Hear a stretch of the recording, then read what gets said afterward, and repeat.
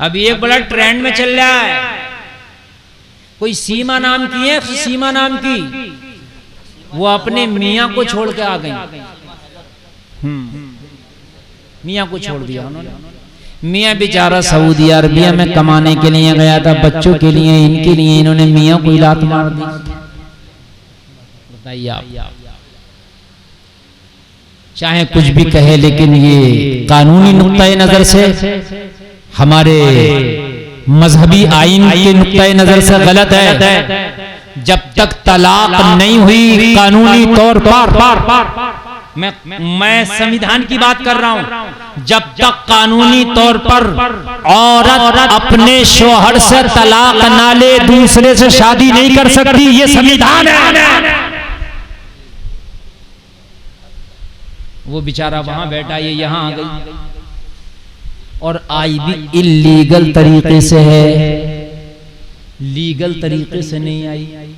वो हिंदुस्तान आना चाहती थी, हिंदुस्तान आने के लिए उसने वीजा ली, हिंदुस्तान ने वीजा उसको नहीं दी, हमारे मुल्क की वीजा उसको नहीं मिली। जब नहीं मिली तो वो घूम घाम के नेपाल होकर चोरी से आ गई, ये गलत है और हमारे मुल्क की सिक्योरिटी के खिलाफ।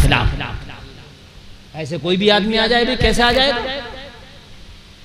लीगल तरीके से, पहले इजाजत ले, आपको आने की इजाजत दी जाए तो आप आए, और इजाजत ना दी जाए तो आप जब तक ना आए, जब तक कि वो मुल्क का आईन, मुल्क का कानून आपको इजाजत ना दे दे।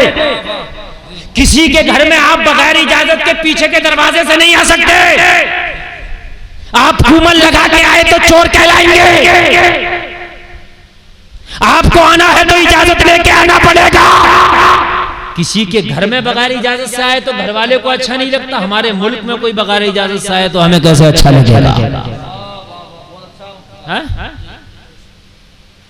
और वो चीख रही है, मीडिया के सामने कह रही है, मैं मरूंगी भी यही, मैं जीऊंगी भी यही, अब मैं वापस नहीं जाऊंगी। लोगों में एक बात कहता हूँ, मैं मीडिया के माध्यम से भी कहना चाहता हूँ, मैं डंके की चोट पर कहना चाहता हूँ, उसको शक की निगाह से देखा जाए, उस पर भरोसा ना किया जाए।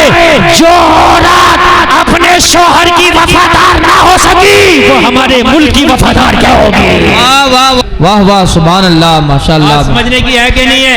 मैं एक मुल्क का नागरिक होने के नाते ये बात कर रहा हूँ, मैं यहाँ का एक बाशिंदा होने के नाते ये बात कर रहा हूँ। मेरा अधिकार है इसलिए कि मैं एक हिंदुस्तानी हूँ और ये मुल्क मेरा है, इसलिए मैं कह रहा हूँ कि जो जो जो सचिन के चक्कर में पड़ के अपने शौहर से गद्दारी कर सकती है, वो कल को किसी और के चक्कर में पड़ के हमारे मुल्क हिंदुस्तान से भी गद्दारी कर सकती है। वाह वाह वाह वाह, मुफ्ती साहब बहुत अच्छा पैगाम है मुफ्ती साहब जी।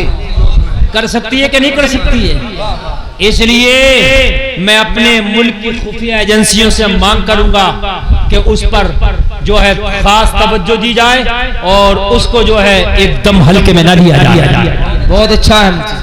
और फिर बात पाकिस्तान की है, दूसरे मुल्क की होती तब भी एक परस्ता हम खामोश बैठ सकते थे, लेकिन बात पाकिस्तान की। वाह वाह वाह, बेशक।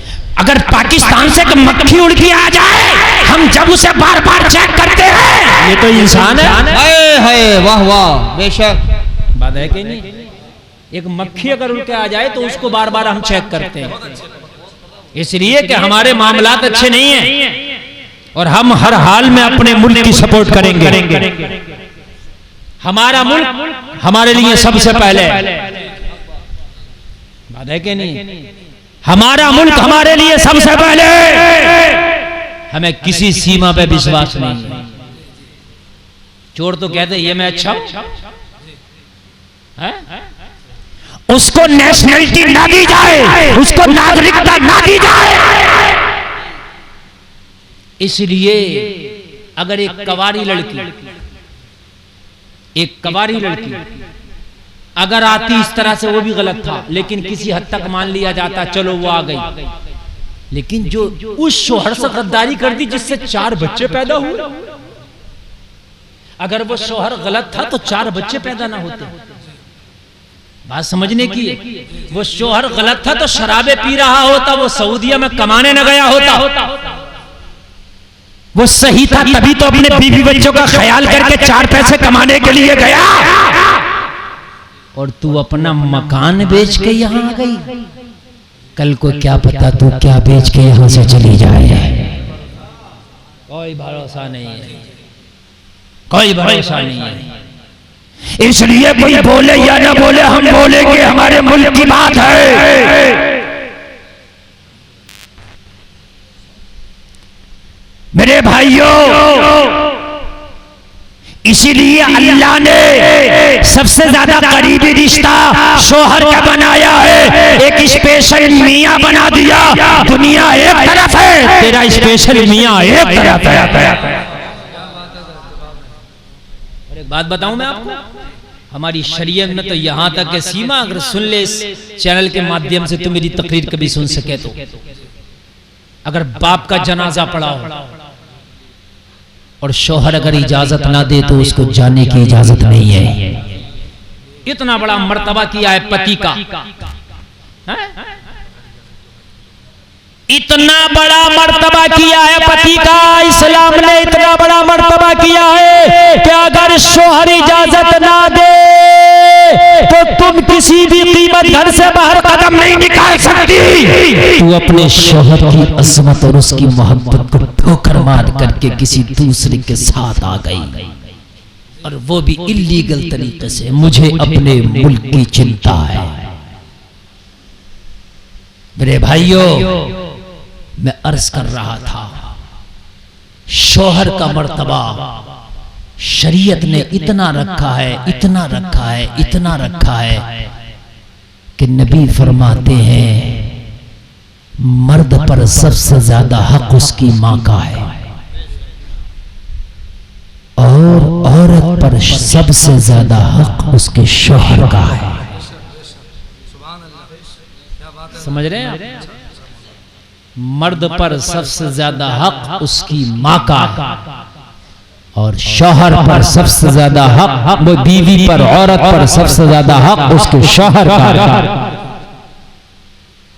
कितना बड़ा मर्तबा रखा है।